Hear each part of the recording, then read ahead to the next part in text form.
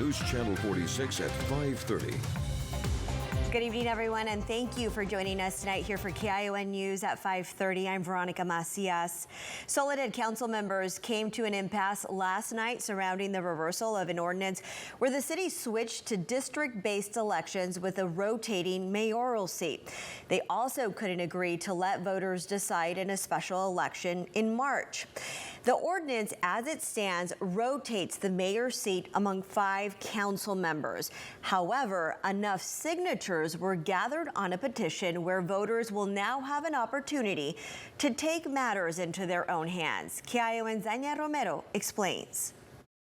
And the city is also holding a special meeting tomorrow at 3 p.m. to discuss districting in Soledad.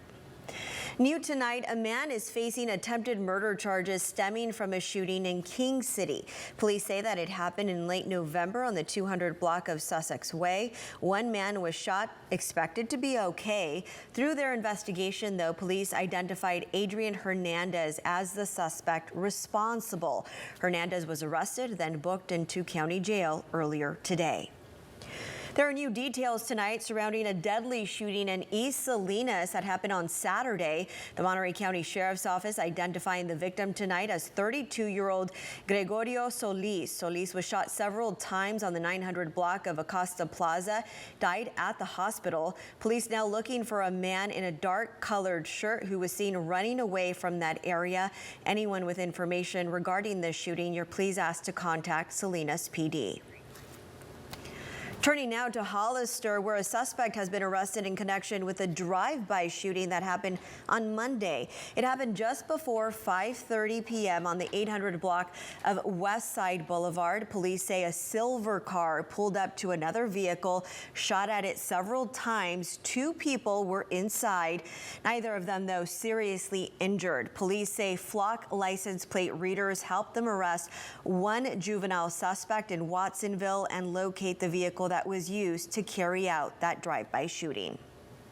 Right now, taking a live look, not much of anything right now. It looks like that camera lens is just covered by raindrops, but this is in Carmel Valley, so you're seeing some leftover rain. We can't see what's behind it. I guess you can see some of the hills there in the backside, right, Dan? Looks like a man laying down. I can see a nose and it's just like maybe some lips there. What in the world is that? All right, turning now to a first look at weather tonight. Chief Meteorologist Dan Cianca. Hey there, Veronica. Well, the Central Coast prepares for another potentially dangerous winter season. Monterey County is getting a helping hand from the California Conservation Corps. Their crews were on the ground during storms earlier this year. They helped with tens of thousands of sandbags and did tree removals in Pájaro and Carmel Valley. Now they're gearing up for that next round of rain. All of our crews are trained in the Department of Water Resources flood fighting techniques. And currently I have 3 crews in the Watsonville area, but we're hoping starting in February and March, we will have 2 crews stationed here in Salinas at the Rancho Cielo site. So Janet, along with other staff, encouraging any cities that want assistance during a disaster to give them a call, discuss making a contract for services if that then arises. Turning now to the housing crisis here in Monterey County, some 400 people have been able to get some help through the Share Homeless Navigation Center that opened their doors 2 years ago now. The center houses people for about 3 months and connects them with a variety of social services.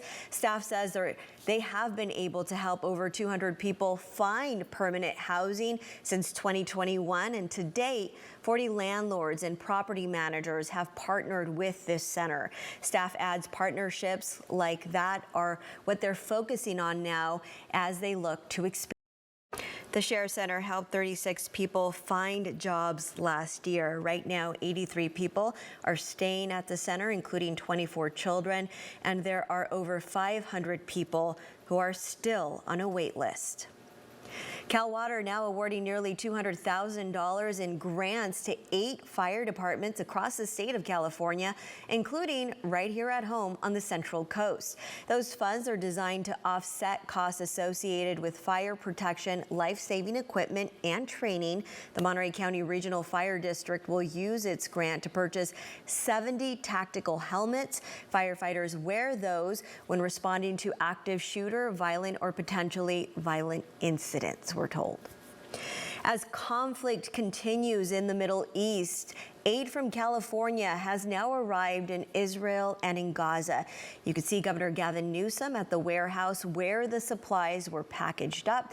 The two nearly identical shipments each include a 50-bed field hospital, wound and IV kits, wheelchairs, and other emergency response items. Newsom's office says the delivery will not impact California's disaster response capabilities here at home if we were to have an emergency situation. Law enforcement in Nevada are now sharing new details tonight about that deadly shooting on a college campus yesterday. Laura Aguirre has more on the Las Vegas case and heartbreaking remembrance from other lives lost this month in our nation's history. And Senators Blumenthal and Murphy also praised last year's signing of the bipartisan Safer Communities Act. It's considered the most significant legislation to address gun violence since 1994. Ceremonies were held today around the nation to commemorate the deadly bombing of Pearl Harbor 82 years ago. The 21 bell salute for the fallen was held at the National World War II Memorial at our nation's capital. The attack killed more than 2,300 service members, launching the U.S. into World War II. At the annual Pearl Harbor Memorial event in Hawaii, 102-year-old survivor Harry Chandler recalled the bombing that day. With each passing year, there are fewer survivors. Chandler was one of 5 at the Hawaii ceremony. A new study is now offering insight into why redwoods are so resilient to wildfires. Straight ahead here on KION News at 5:30, the findings based off of trees in Big Basin State Park.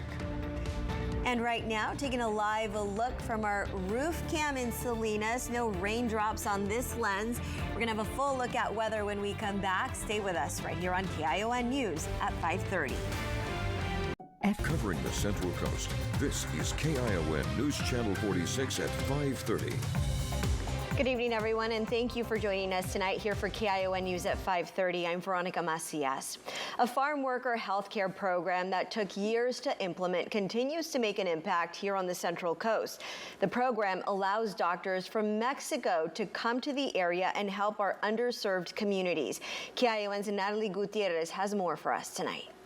Natalie also tells us there are 30 Mexican doctors who came to California through this program, 13 here in Salinas, and they each have to stay in the state for 3 years.